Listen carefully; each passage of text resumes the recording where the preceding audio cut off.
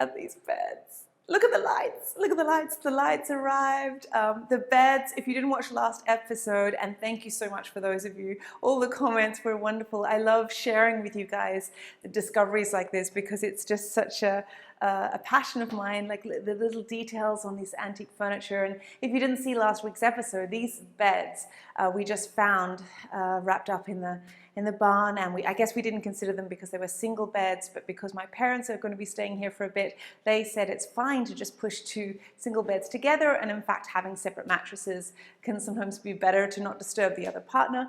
And some of you were a bit concerned about, oh no, you've got to get new mattresses. Yes, as one person wrote, Kylie's not, she was just showing us what the old mattresses are like. And yes, that's exactly it. I wanted to just show you because I find it fascinating just how beautiful mattresses used to be back in the day. I'm sure now they are more sustainable and hypoallergenic and comfortable and durable and everything, but have you seen like the fabric they used to use on mattresses? It was a silk or a linen and these beautiful patterns, and it was like a work of art that was just going to be covered up. But that sort of represents, for me at least, how these old-fashioned mentality of things would be beautiful and beautifully crafted, even if they weren't going to be on show, you know, even if it were, I don't know, underwear or a mattress or something like that. So yes, I just did want to show you the original base and the original mattresses. And also we did consider using the bottom part of the base, but then it seemed a bit unstable. So my father constructed a better support underneath, and now I'm ordering two very, very comfortable, very modern mattresses, so you can all rest assured that my parents will be sleeping peacefully. But yeah, I just, it's a shame. It's a shame to throw out the mattresses. Also underneath with the original springs and like hay stuffed in the side for the padding. And I find it fascinating just to consider that they have lasted this long. But this, I cannot believe that the color happens to work in perfectly with the color scheme that I'd already imagined for this place.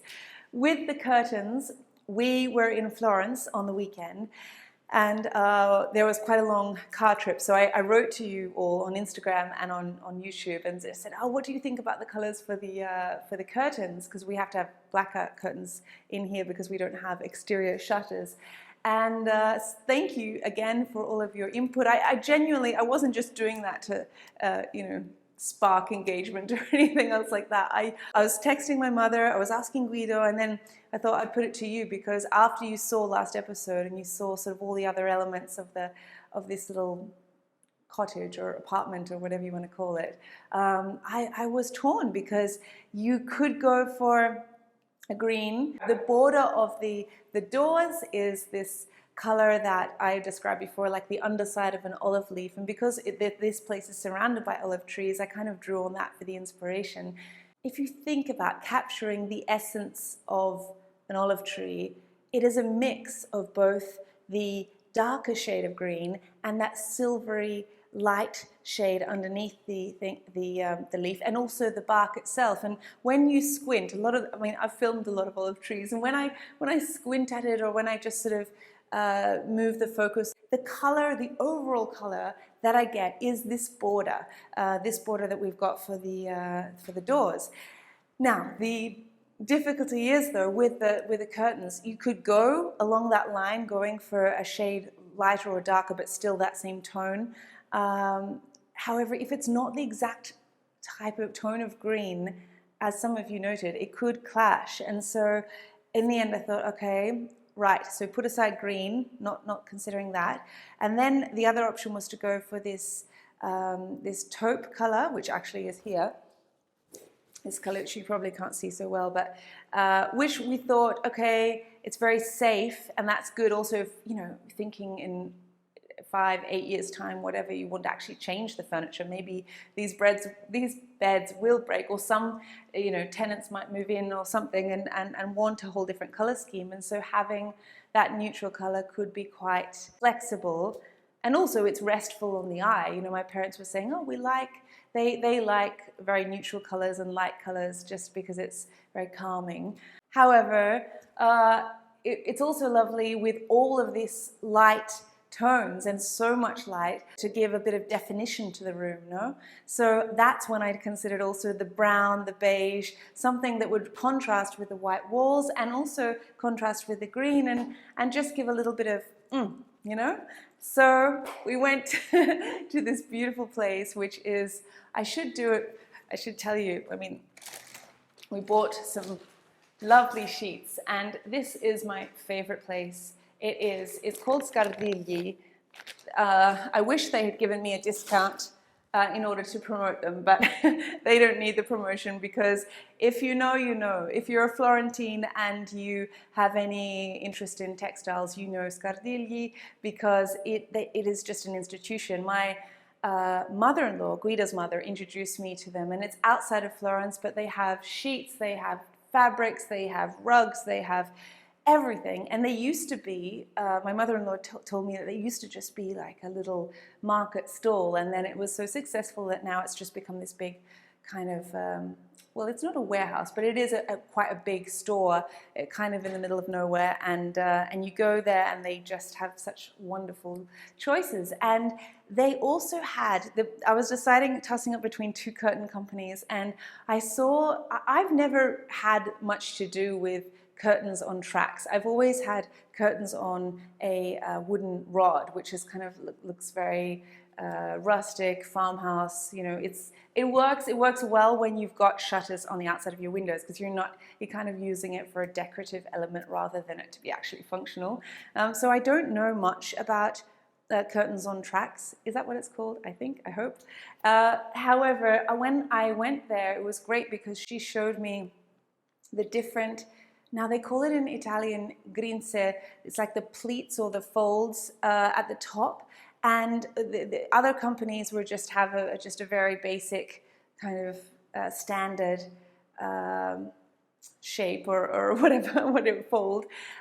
So when I was in the store, it was fascinating to see the different options for gathering the fabric at the top there, and I think it makes such a difference. Some curtains can just feel a little bit basic and boring and sterile, and this little detail of how they're gathered really, for me, made them feel a lot more elegant, and it was really interesting to see just how the fabric falls. Like, so we chose this linen effect one for the blackout curtains, and then the lighter linen underneath, and I love fabric. If you haven't realized that already, those of you who followed me for a while know I love fabric. But so we spoke with this lovely lady called Eva.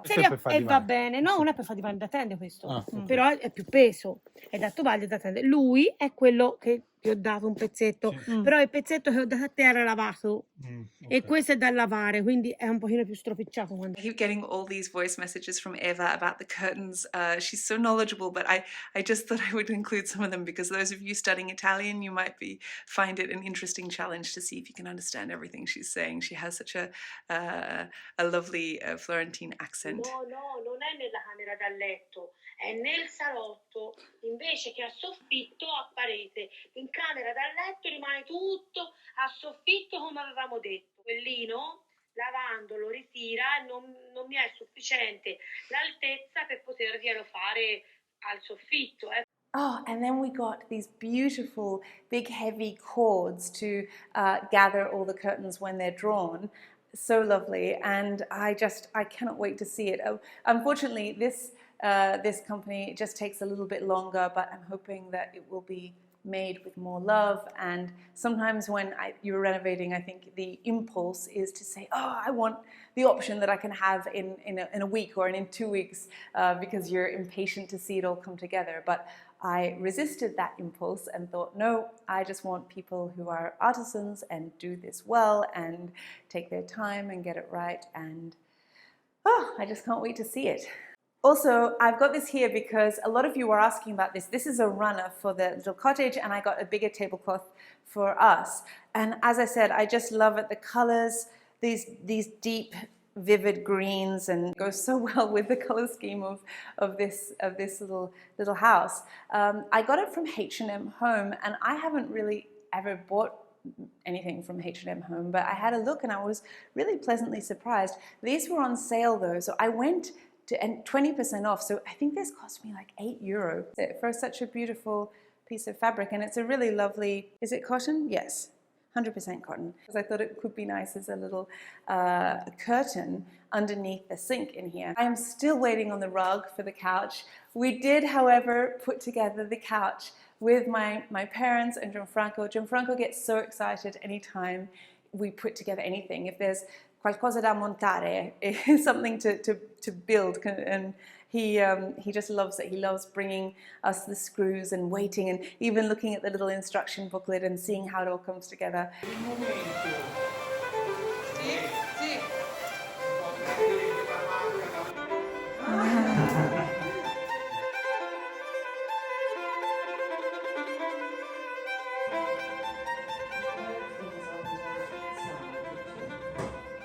Have you got a front row seat?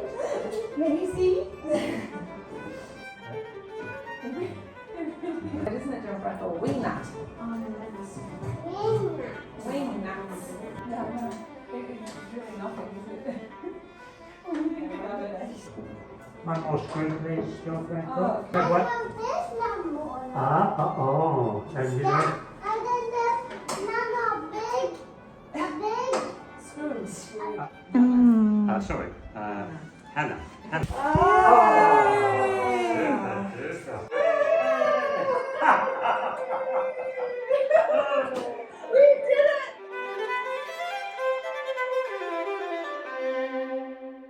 Look at this couch. Is it not just the perfect color? Look at the little border there. I set up the shot so you could see a little bit of it. It just goes perfectly. The tone is a bit muted, so it works wonderfully also with the terracotta floor.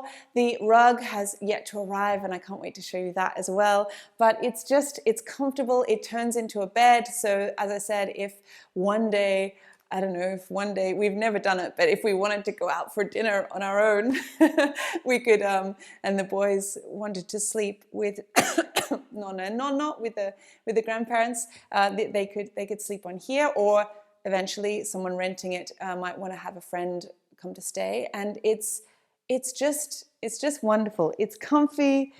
And also the little appoggiapiedi, the footstool, but this also serves as a seat, so that I've got a little coffee table coming in, there's another table coming here, but it is perfect for just having us all sit around and have a cup of tea or something. And this can also be used as a coffee table if you put a tray on it, because my parents, they play a lot of Scrabble. They're so cute. I mean, reading and playing Scrabble, and they go for long walks together. They just honestly have the relationship that so many people would wait a lifetime for. But anyway, they play a lot of Scrabble around aperitivo time. So they have a glass of wine, some cheese, olives, and Scrabble. And so this is kind of perfect for their Scrabble board, and then they can put the wine over there on the little coffee table that is yet to arrive. And then this also comes up and you can store things in here. If you're wondering, some of you are asking, where is the couch from? It is just from IKEA. And I think that, IKEA, if you choose well, if you choose a shape that's a little bit more traditional, like with the rounded arms and the pleating on the bottom, those little details just give it a classic feel, I guess, that it doesn't necessarily feel so modern.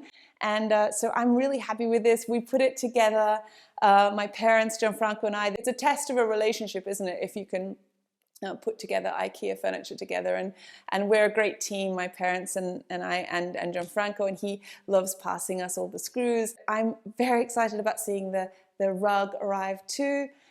And what else? Oh, we need to, my father's going to do a bookshelf behind here, and also on the other wall, because they have lots of books. Also this week we have Raffaello's baptism happening, so I'm trying to prepare the garden and other things for this weekend. There is a lot going on, and it is very hot all this week, 30 degrees, so I'm just going to go up and check on the boys because I need to feed Raffaello. but I've got lots more to tell you, so stay with me.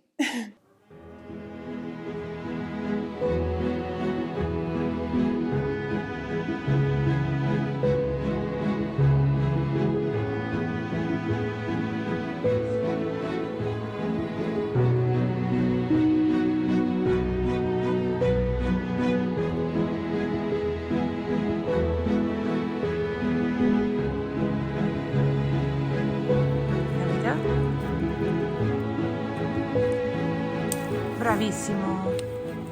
Okay. So the baptism is tomorrow, and you see we have all these big tall white roses, but we pruned them back recently because they needed it. And so now we need to fill this pot with something. We're doing this as a test. Our lovely lady at the nursery gave this to us as a test, but they're too low. I want something a little bit higher just to fill the pot with for the party here afterwards, and then something that we can plant later on, but it has to be something that can survive all this heat because it is just so hot, and this pot is in full sun. So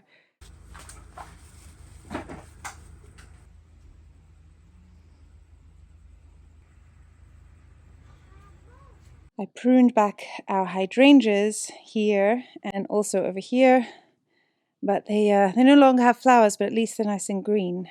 These wildflowers over here, which are just beautiful. Look at this, all just wild and so many different colours. I was just noticing this morning, look at that flower, it is half pink and half yellow.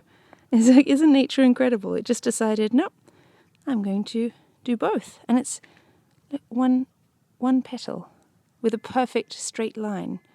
I pruned these hydrangeas as well, and they're still lovely and bushy and green, considering we have just so much sun. They're not, obviously they're protected somewhat by the wall, but it's just so hot. Some of you may ask why we can't have the baptism in our church on the property.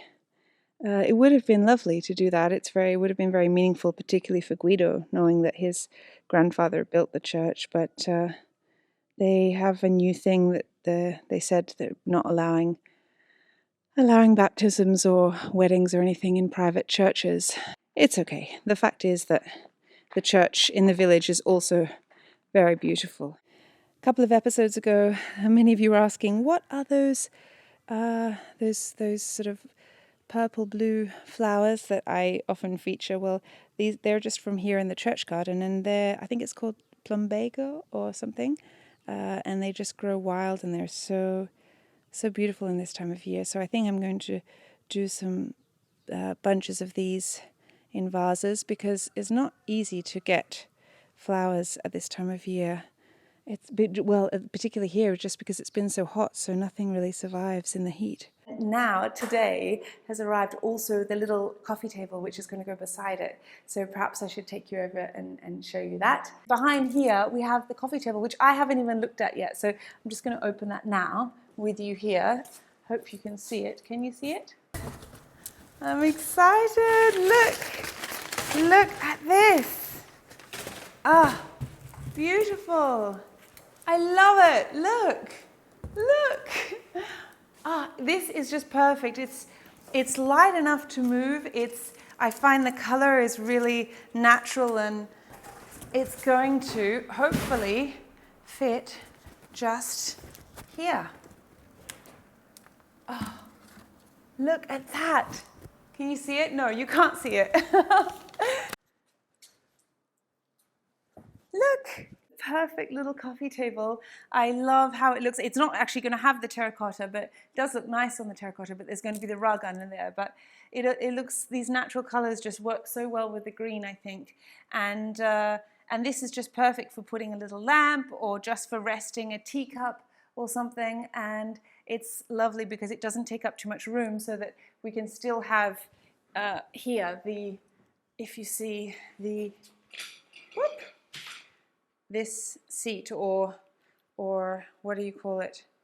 This. I'm so happy with it. Yay! Lovely. Now, where is this rug? They keep telling me that it's been delivered, but it hasn't. By the way, look how lovely that other basket that I got looks beside the wood-fired stove. It's so beautiful for kindling or something like that. And then, oh, I didn't tell you about the curtains in here.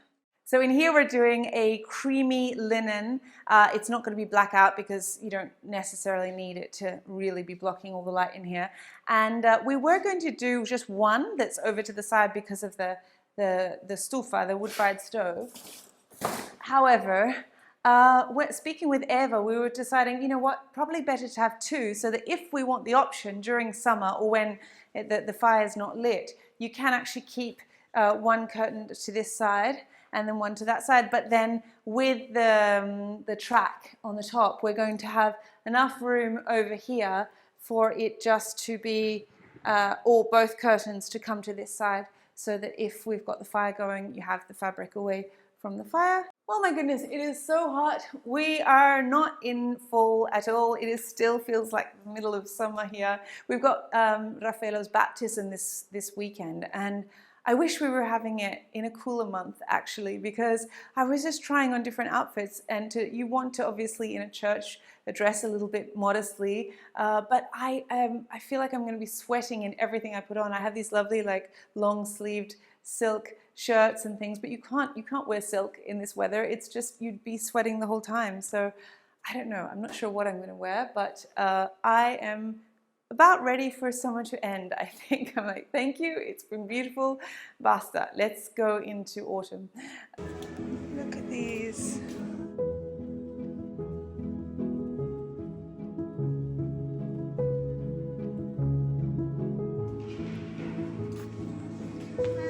Sì, amore.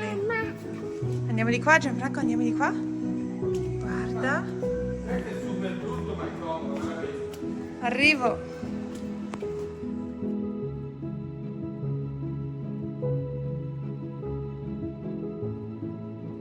Not very big, it's 2 meters. Yeah. So you have loads of spice on top. Yeah. And then that means that then you put stuff on top and it's ugly. Yeah. Also, while we were in Florence, we went to a big secondhand furniture warehouse that we often go to, and they have these big wardrobes. They've got so much space and it's really very good prices. It's sad to see that so many of the old wardrobes in timber that are really heavy and have all this detail are not being bought and are actually quite cheap. Because they're not as functional, like some of them don't have drawers, or some of them you have to kind of jiggle the door to get it open, and they all have keys to open each door. And I don't know, Guido also feels a little bit nostalgic about this too. Like we were saying how sad it is that they're just, what are they doing? They're sold cheaply, nobody wants them anymore, people just want, which is understandable too, because even we were thinking, do we get something that's more functional, that can fit more things, more storage, have it be easily sliding out with good drawers? I don't know. I don't know if I made the right decision, but we bought an older style wardrobe, and I'm going to, Guido is suggesting we paint it a light color, and it's got these beautiful lion's feet on the base, and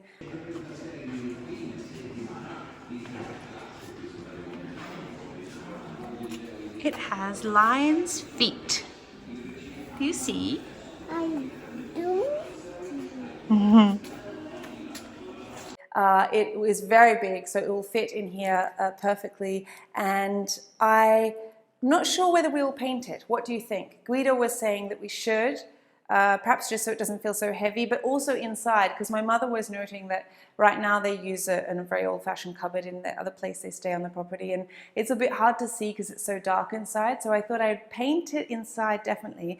And I also have, that I had left over from wanting to do one of our cupboards, this Florentine paper, which is what in Italy so many beautiful wardrobes and chests of drawers are lined with, this paper. So I thought that could be a little project that maybe I might show you as well, just so that it's lovely when you open a wardrobe and you see lovely patterns, and then yeah, perhaps my father can put in some more shelves, and yeah, hopefully it's a good decision. If we decide it's not, I mean, we can always use more wardrobes in our place, and there's plenty of room. So yeah.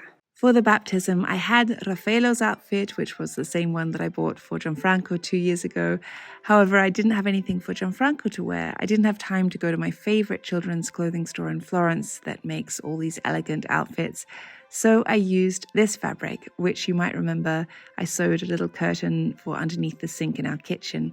Gianfranco loves it. He loves all the little pictures on it, and he loves overalls because they're so comfy. Some of you know I am an ardent Sound of Music fan, so you can only imagine where the inspiration for these overalls came from.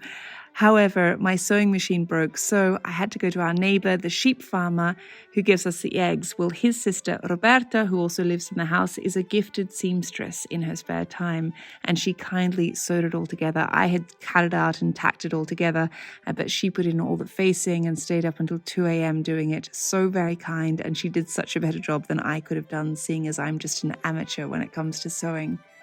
One of the things I love about Florentine children's birthday parties and baptisms and events like this is that the children are quite dressed up, or at least among our group of friends they are.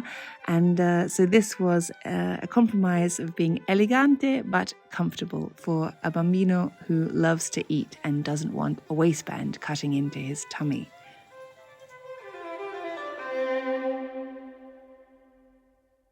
That's all we have time for today. I hope you enjoyed this episode. If you did, be sure to give it a like. Thank you for subscribing. Thank you to my patrons, and I hope to see you next weekend. Alla prossima.